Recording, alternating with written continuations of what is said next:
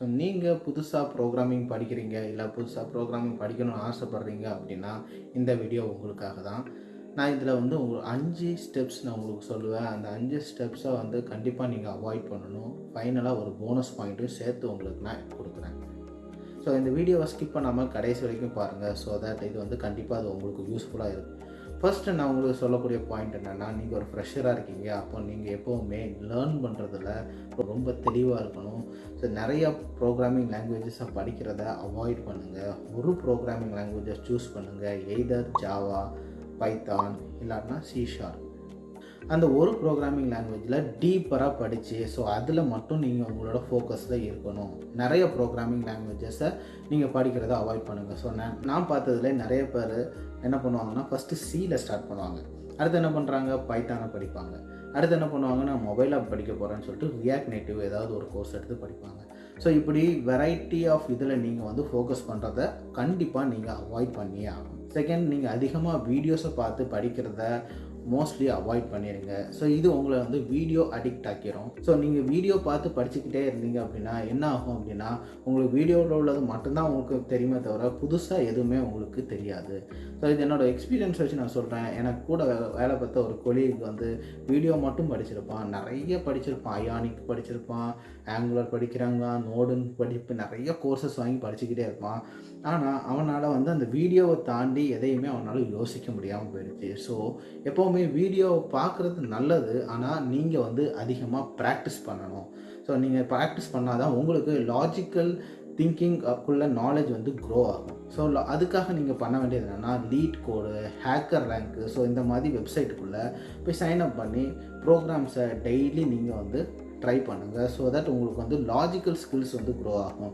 Logical skills grow ஆனாலே தன்னாலே உங்களுக்கு என்ன ப்ராப்ளம் கொடுத்தாலும் அந்த ப்ராப்ளத்தை உங்களால் சால்வ் பண்ண முடியும். ஸோ எனக்கு தெரிஞ்ச இன்னொரு பர்சன் ஒருத்தவங்க இன்டர்வியூ வந்தாங்க. ஸோ அவங்க கோர்சஸ்லாம் நிறைய படிச்சிருக்காங்க. ஒரு 2 years ஆஃப் எக்ஸ்பீரியன்ஸ் இருக்குது. கோர்சஸ் படிச்சிருக்காங்க, நிறைய வீடியோஸ் பார்த்துலாம் படிச்சிருந்தாங்க. ஸோ அவங்களுக்கு வந்து டேட்டாபேஸ் கனெக்டிவிட்டி பண்ணி ஒரு சின்ன எக்ஸசைஸ் கொடுக்குற மாதிரி நம்ம கொடுத்தோம். ஓகேயா? ஸோ நாங்கள் டேட்டாபேஸ் நீங்கள் கனெக்ட் பண்ணுறதுக்கு டைம் ஆகும்னு சொல்லிட்டு ஒரு சின்ன சேஞ்சஸ் மட்டும் நான் பண்ணி கொடுத்தோம். நீங்கள் வந்து டேட்டாபேஸ் கூட கனெக்ட் பண்ணுறதுக்கு வேலை ஒரு அறையை வச்சு நீங்கள் வந்து சின்னதாக வேலை பண்ணுங்கள் அப்படின்ட்டு ஒரு சின்னதாக ஒரு சேஞ்ச் மட்டும் தான் பண்ணோம். அது வந்து ரொம்ப சிம்பிள் தான். ஆனால் அந்த இதை அவங்களால பண்ண முடியாமல் போயிடுச்சு. ஏன் அப்படின்னா, இது வந்து ஜஸ்ட் ஏதாவது ஒரு இடத்த பார்த்து படித்தோம், அதை மட்டும் அப்படியே கொண்டு போய் அப்ளை பண்ணுறது கிடையாது. லாஜிக் வந்து டீப்பராக நான் என்ன சொல்லணும்னு நினைக்கிறேன் அப்படின்னா, நீங்கள் வந்து நிறைய படிச்சுக்கிட்டே இருக்கணும்னு நினைக்காதீங்க. ஸோ எல்லாத்தையுமே படித்து மக்கப் பண்ணி உங்களுக்கு மைண்டுக்குள்ளே வைக்க முடியாது. ஸோ ப்ரோக்ராமிங் அப்படின்றது என்னென்னா, சில ஃபண்டமெண்டல்ஸ் எல்லாத்துலேயுமே நீங்கள் ஸ்ட்ராங்காக இருக்கணும். பேசிக்ஸ் எல்லாமே உங்களுக்கு நல்லா கிளியராக தெரியணும். அதுக்கப்புறம் எப்படி இதை அப்ளை பண்ணுறாங்க, எப்படி இதை அச்சீவ் பண்ணுறாங்க, அது ஒர்க்கிங் பிரின்சிபல்ஸ், இதை மட்டும் படிக்கிறதுல நீங்கள் கான்சன்ட்ரேட் பண்ணுங்கள். நிறைய படித்தா எல்லாமே ஒரு பாயிண்ட் ஆஃப் டைமில் எல்லாமே மறந்து போயிடும். ஸோ அதுக்கு எக்ஸாம்பிள் நான் வந்து எனக்கு தெரிஞ்ச லாங்குவேஜஸ் நான் சொல்கிறேன். C# தெரியும், ஜாவா தெரியும், ஜாவா வந்து ஆண்ட்ராய்ட் டெவலப்மெண்ட் தெரியும், ரியாக்ட் தெரியும், ஆங்குலர் தெரியும், அதுக்கப்புறம் Node.js தெரியும். ஸோ இந்த மாதிரி நிறைய ப்ரோக்ராமிங் லாங்குவேஜஸ் படித்தேன். ஆனால் என்ன இப்போ நீங்கள் ஒரு ப்ரோக்ராம் இதை பண்ணு அதை பண்ணுன்ட்டு ஒரு செனாரியோ கொடுத்தீங்கன்னா அது என்னால் முடியாது. ஸோ வைடாக உங்களோட நாலேஜை ஸ்ப்ரெட் பண்ணாததுக்கு அவாய்ட் பண்ணிடுங்க. ஸோ எல்லாமே படிக்க வேண்டிய அவசியமே ரொம்ப முக்கியமான ஒரு பாயிண்ட்டு. நீங்கள் வந்து ப்ரோக்ராமிங் கொஷின்ஸ்க்கு நீங்கள் வந்து ரெடியாக இருக்கணும். ஸோ ஏன்னா இன்டர்வியூஸில் சில நேரம் வந்து உங்களுக்கு வந்து ப்ரோக்ராமிங் கொஸ்டின்ஸு கொடுக்குறதுக்கு நிறைய சான்சஸ் இருக்குது. நான் பார்த்ததுலேயே நிறைய பேர் ஃபுல் ஸ்டாக் டெவலப்மெண்ட் கோர்ஸ் முடிச்சிருப்பாங்க. ஆனால் நாங்கள் கொடுக்குற ஒரு சிம்பிள் ப்ரோக்ராம்ஸை அவங்களால சால்வ் பண்ண முடியாது. ஸோ அதனாலே அவங்க வந்து இன்டர்வியூஸ் வந்து கிளியர் பண்ணாமல் போயிருக்காங்க. ஸோ அதனால் நீங்கள் கோர்சஸ் படிக்கிறது முக்கியம் கிடையாது. உங்களுக்கு வந்து ஒரு ப்ராப்ளமை சால்வ் பண்ண முடியுதா, சின்ன ப்ராப்ளம் மேபி பைத்தானில் இல்லாட்டினா ஜாவாவில் இல்லாட்டினா Cயில் ஏதாவது ஒரு சின்னதாக ப்ராப்ளம் சால்வ் பண்ண தெரியுதான்றத கண்டிப்பாக கம்பெனிஸ் வந்து உங்கள்கிட்ட வந்து எக்ஸ்பெக்ட் பண்ணுவாங்க. ஸோ அதில் நீங்கள் வந்து ரொம்ப தெளிவாக இருக்கணும். நீங்கள் வந்து ஃபஸ்ட்டு ப்ரோக்ராமிங்கை படித்து முடித்ததுக்கப்புறம் தான் நீங்கள் அடுத்து கோர்சஸ் எடுக்கிறதே நான் வந்து சஜஸ்ட் பண்ணுவேன். அடிஷ்னலாக நீங்கள் வந்து நல்லா கோடிங் அடிக்கிறீங்கன்னு உங்களுக்கு தெரிஞ்சிச்சுன்னா கூட கொஞ்சம் உங்களால் முடிஞ்சிச்சுன்னா நீங்கள் டேட்டா ஸ்ட்ரக்சர்ஸை படித்து வைக்கிறது ரொம்ப நல்லது. ஏன் அப்படின்னா, நீங்கள் டேட்டா ஸ்ட்ரக்சர்ஸ் நீங்கள் படிச்சிங்கன்னா நீங்கள் டாப் டயர் கம்பெனிஸை நீங்கள் அப்ரோச் பண்ணி நீங்கள் அவங்கள ஈஸியாக நீங்கள் ஹிட் பண்ணிடலாம். நீங்கள் பைத்தானில் டேட்டா சயின்ஸ் வச்சு படித்தாலும் சரி, பைத்தானில் நீங்கள் ஆர்டிஃபிஷியல் இன்டெலிஜென்ஸ் படித்தாலும் சரி, என்ன படித்தாலும் உங்களால் டேட்டா ஸ்ட்ரக்சர்ஸை நீங்கள் வந்து கிளியர் பண்ண முடியலை அப்படின்னா கண்டிப்பாக உங்களை எந்த கம்பெனியுமே ரெக்ரூட் பண்ண மாட்டான். பெரிய கம்பெனிஸு நிறைய பேர் இப்படி நான் பார்த்துருக்குறேன். நீங்கள் வந்து இந்த கோர்சஸ் பைத்தானில் இந்த டேட்டா சயின்ஸ் கோர்ஸை நீங்கள் எடுத்து படிச்சிங்கன்னா நீங்கள் வந்து கூகுளில் ப்ளேஸ் ஆகிடலாம், அமேசானில் ப்ளேஸ் ஆகிடலாம் அப்படின்னு சொல்லுவாங்க. அதெல்லாம் உருட்டுங்க. நீங்கள் கண்டிப்பாக அதை நம்பாதீங்க, சரியா? ஸோ கண்டிப்பாக நீங்கள் டேட்டா ஸ்ட்ரக்சர்ஸ் படிச்சிங்கன்னா அது ரொம்ப யூஸ்ஃபுல்லாக இருக்கும் பெரிய பெரிய கம்பெனிஸை அப்ரோச் பண்ணுறதுக்கு. ஸோ 5ஆவதாக நான் உங்களுக்கு சொல்லணும்னு நினச்சது வந்து, நீங்கள் எப்போவுமே குயிட் பண்ணிடாதீங்க. சில நேரம் வந்து ஸ்லோவாக வருவீங்க, நீங்கள் வந்து நல்லா ஃபாஸ்ட் பேஸில் போயிட்டுருப்பீங்க, சில நேரம் ஸ்லோவாகுவீங்க. ஸோ அந்த மாதிரி டைமில் வந்து குயிட் பண்ணிடாதீங்க. கண்டினியூஸாக உங்களோட எஃபர்ட்டை போடுங்க. டே டு டே வந்து எல்லாத்தையும் மொத்தமாக படிக்கணும்னு நீங்கள் நினைக்கக்கூடாது. கொஞ்சமாக படித்தா போதும். கொஞ்சமாக கன்சிஸ்டண்ட்டாக நீங்கள் படிக்கணும். ஸோ அதை மட்டும் நீங்கள் வந்து ஆஸ் அ ப்ரோக்ராமர் கண்டிப்பாக நீங்கள் ஃபாலோ பண்ணுறது ரொம்ப அவசியம். சில நேரம் உங்களுக்கு வந்து எல்லாமே உங்கள் ஃபேவராக நடக்காது. நீங்கள் வந்து ப்ரோக்ராமிங் நல்லா படிச்சிருப்பீங்க, ஆனால் இன்டர்வியூ கால்ஸ் வராமல் இருக்கலாம். ஆனால் அது குயிட் பண்ணிடாதீங்க. ஸோ கண்டினியூஸாக அதில் வந்து உங்களோட எஃபர்ட்டை போட்டு படிச்சுக்கிட்டே இருங்க. என்றைக்காவது ஒரு நாள் உங்களுக்கு வந்து ஜாப் கிடைக்கிறது நிச்சயம். அதுக்கு நானே எக்ஸாம்பிள்.